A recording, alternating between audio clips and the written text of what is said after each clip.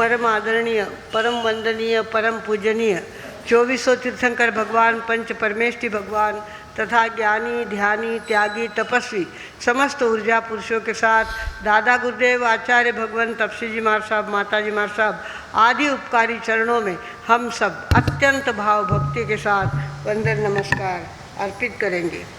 अन्य सहयोगी सतिमंडल, उपस्थित धर्म प्रेमी, श्रद्धावान, जिज्ञासु भाइयों तथा सुशील बहनों, आज हमारे आचार्य जो 80वें वर्ष में पदार्पण कर रहे हैं, ऐसे पूज्य श्री शिव मुनि जी महाराज साहब का जन्मदिन है। उन्होंने अपनी ज़िंदगी में लगातार मेहनत करके जो हासिल करना चाहिए वो हासिल किया है, जो प्राप्त करना चाहिए वो प्राप्त किया है, और इसलिए उनकी महिमा गाना हमारे लिए बहुत ज़्यादा महत्वपूर्ण है। भगवानों, हमारे सुशील मुनि जी महाराज साहब के वर्षी तब को 36 वर्ष हो गए हैं। शिव मुनि जी महाराज साहब को 36 वर्ष, 36वां वर्ष अभी चल रहा है, उनका वर्षी तप है। वो भी कर रहे हैं और उनके चेले भी कर रहे हैं। लगातार उनका वर्षी तप चल रहा है। या तो 1 साल का वर्षी तप करते हैं तो पारने का दिन पूछते हैं, पारणों कदी आई, पारणों कदी आई। इस तरह से हम लोग 1 वर्ष के वर्षी तप में थक जाते हैं। उनको 35 साल पूर्ण हो गए और 36वां साल वर्षी तप का लगा हुआ है। उन्होंने 1972 में दीक्षा ली। दीक्षा लेने से पहले वे बहुत ज़्यादा समृद्ध घर के थे, इतने श्रीमंत घर के थे कि जब उनको आचार्य पद की चादर ओढ़ाई जा रही थी तो उनकी माँ ने कहा मुझे भी ये अवसर दिया जाए। संघ ने उनको अवसर दिया तो उनकी माँ ने 1 लाख रुपए संघ को दिए। अवसर दिया संघ ने, इसके लिए 1 लाख रुपए उन्होंने संघ को दिए। इतने संपन्न घर के वो थे। और बिस्सा ओसवाल, उधर भाभू बोलते उनको, भाभू यानी बिस्सा ओसवाल, तो वे भाभू परिवार के थे और उनका सरनेम दुग्गड़ था। भगवानों, हमारे महाराज साहब ने 1944 में जन्म लिया। मेरे से 11 महीने बड़े वो।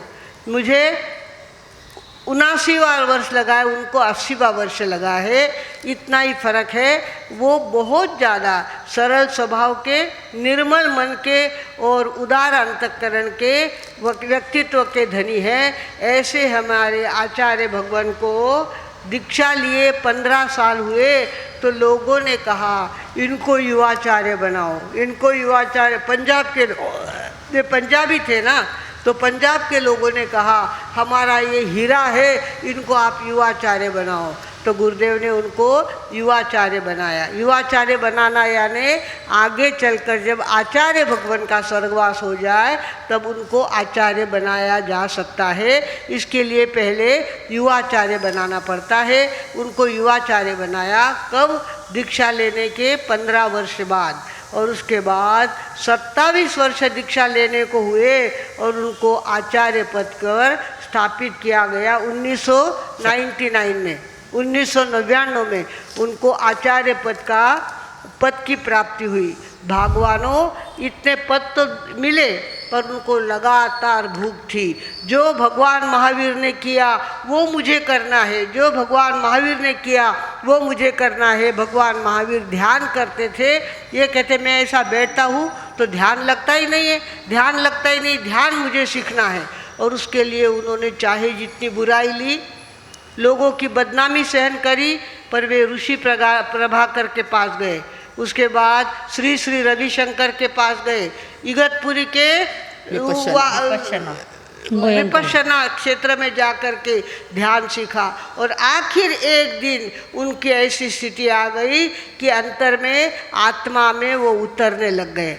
आत्मा उनके ध्यान में आ गई और आत्मा की गहराई में वे उतरने लग गए।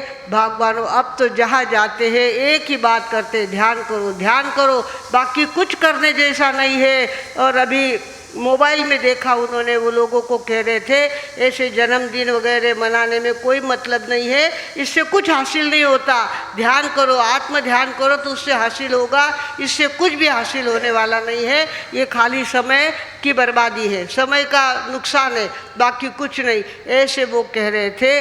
भगवानों, ऐसे हमारे शिव मुनि जी महाराज साहब इतने तो रंग के गोरे हैं, इतने मन के गोरे हैं और इतने वर्तन के गोरे हैं, वर्तन भी उनका ऐसा है कोई उनके कैरेक्टर पर उंगली उठा सकता नहीं, कोई उंगली ऊंची कर सकता नहीं। ध्यान के लिए उन्होंने बदनामी झेली, पर चारित्र के बारे में वे 100 टंची सोने जैसे अपनी ज़िंदगी में रहे, इतना रूप था उनके पास, इतनी बुद्धि थी, पर उधर जाना उनको पसंद नहीं था। बहुत ज़्यादा लोगों ने, घर वालों ने प्रयत्न किए उनकी शादी करने के, फॉरेन तक उनको भेजा, फॉरेन जाके आओ, वहाँ तुम्हें अच्छा लगेगा, वहाँ की कोई लड़की तुम्हें पसंद हो तो उसको ले आना। वे गए फॉरेन, पर वापस आ गए, कहते कहीं भी कुछ भी दम नहीं है, दम तो अपने धर्म में है और कहीं दम नहीं है। इस तरह से उनका दृढ़ विश्वास आत्मा और परमात्मा के ऊपर था। भगवानों, जन्म जयंती महापुरुषों की हमें नसीहत देती है, जन्म जयंती महापुरुषों की हमें नसीहत देती है। उन्हीं जैसा जीवन बना लो, नव संदेशा लाती है, उन्हीं जैसा जीवन बना लो, नव संदेशा लाती है। अभी भी बहुत सारे लोग उनके फॉलोअर्स बन गए हैं, ध्यान के रास्ते पे चल रहे हैं, ध्यान की प्रैक्टिस कर रहे हैं और ध्यान को अपना रहे हैं। भगवानों, हमारे आचार्य भगवान ने दीक्षा लेने के बाद पंजाब, हरियाणा, दिल्ली, उत्तर प्रदेश, मध्य प्रदेश, गुजरात, महाराष्ट्र, आंध्र, तमिलनाडु, कर्नाटक, हर जगह पद से विहार करके, पैरों से विहार करके इतने क्षेत्रों को स्पर्शा है। जहाँ गए वहाँ धर्म की जोत जगाई है, धर्म की अलग जगाई है। ऐसे हमारे शिव मुनि जी महाराज साहब अपने जीवन में आज तक तो यशस्वी हुए हैं। आज उनका 80वां जन्मदिन है, आज से उनको 80वां वर्ष लगा है। भगवानों, आज का दिन हमारे यति धर्म का 8वां दिन है ना, 8वां दिन है और आज त्याग का संदेश लेकर के 8वां दिन आया है। हम लोग 18 दिन का परिश्रम मना रहे हैं, 8 दिन तो अपने हो गए और 10 दिन दिगंबरियों के भी 10 में से 8 दिन हो गए हैं। आज उनका त्याग धर्म है। त्याग बहुत बड़ी बात है भगवानों। त्याग से कुछ प्राप्त होता है और भोग से आदमी खाली होता है, यो भोग से बर्बाद होता है और त्याग से आबाद होता है। भगवानों कहते हैं, एक बार तृष्णा और त्याग की बातचीत चली, तृष्णा और त्याग। तृष्णा ने कहा, मेरे वश में तो सारा संसार है, सभी लोगों के मन में तृष्णा भरी हुई है, एक हुआ तो 10 होना, 10 हुआ तो 100 की इच्छा है, 100 पाकर संतोष नहीं, अब सहस्र होए तो अच्छा है। सभी लोग तृष्णा के पीछे भाग रहे हैं। मेरा राज बहुत बड़ा है, मैं लोगों को गुलाम बनाती हूँ, जो मेरे चक्कर में आता है उसको मैं गुलाम बना देती हूँ। तब त्याग ने कहा, बहन तुम गुलाम बनाती हो, जो मेरे पास आता है उसको मैं मालिक बनाता हूँ, उसको मालिक बनाता हूँ। जो त्यागी होता है वो लोगों को वंदनीय पूजनीय हो जाता है, वो सबका मालिक हो जाता है। बिना पूछे लोग त्यागी की भक्ति करने लगते हैं। हमारे शिव मुनि जी महाराज साहब के पीछे इतने लोग पागल हैं। अभी बम्बई के लोग उनकी विनंती को गए हैं, अभी तो वे सूरत में हैं, पर बम्बई के लोग कहते हैं बम्बई में चातुर्मास करो। अब वो क्या करते हैं ये तो आगे पता चलेगा, किंतु त्यागी की बहुत ज़्यादा पूजा होती है। भगवानों, तृष्णा गुलाम बनाती है और त्यागी क्या बनाता है? त्याग क्या बनाता है?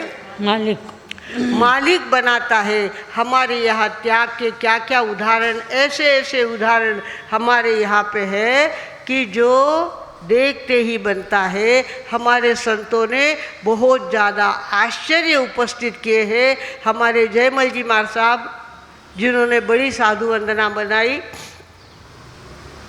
और जिन्होंने 3 घंटे में प्रतिक्रमण याद कर दिया, खड़े खड़े 3 घंटे में प्रतिक्रमण याद कर लिया, 3 घंटे में 111 गाथा की बड़ी साधुवना बना दी। ऐसे कई आश्चर्य उन्होंने किए थे। उन्होंने 9 की तपश्चर्या की थी और तपश्चर्या के बाद उन्होंने अभिग्रह लिया। अभिग्रह लेकर के चिट्ठी में लिखा और चादर के कोने में उस चिट्ठी को बांध दिया, बाकी किसी को बताना नहीं। और वहाँ 5 बेटों की माताएं 3-4 थी उस गांव में, तो उस गांव में वे गए और वहाँ उन्होंने पारने के पहले संकल्प किया कि जहाँ मैं गोचरी के लिए जाऊँगा वहाँ 2 बेटे दीक्षा लेने वाले हो, 2 बेटे 12 व्रतधारी श्रावक बनने वाले हो और 1 बेटा आजीवन ब्रह्मचर्य का त्याग करने वाला हो।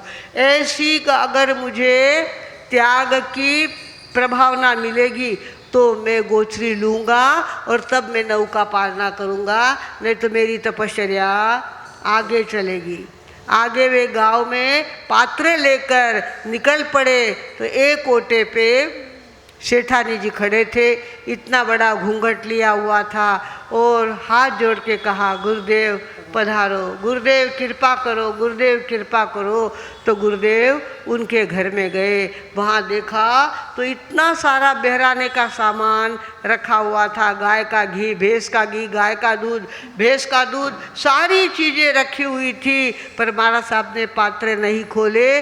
5 बेटे वहाँ खड़े हो गए आकर के और महाराज साहब कोई पात्रे खोल नहीं रहे थे। तो महाराज साहब ये 2 बेटे आगे आए। उन्होंने कहा, महाराज साहब आज हमारे घर गोचरी आप लेंगे तो हम दोनों भाई आपके पास दीक्षा लेंगे। क्या कहा? हम दोनों भाई आपके पास दीक्षा लेंगे।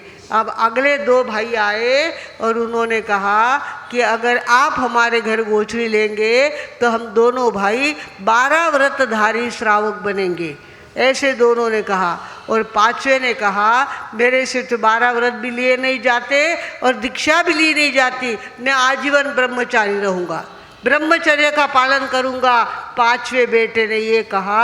तब गुरुदेव ने अपने चादर में बांधी हुई वो चिट्ठी निकाली और वो उनको बताई।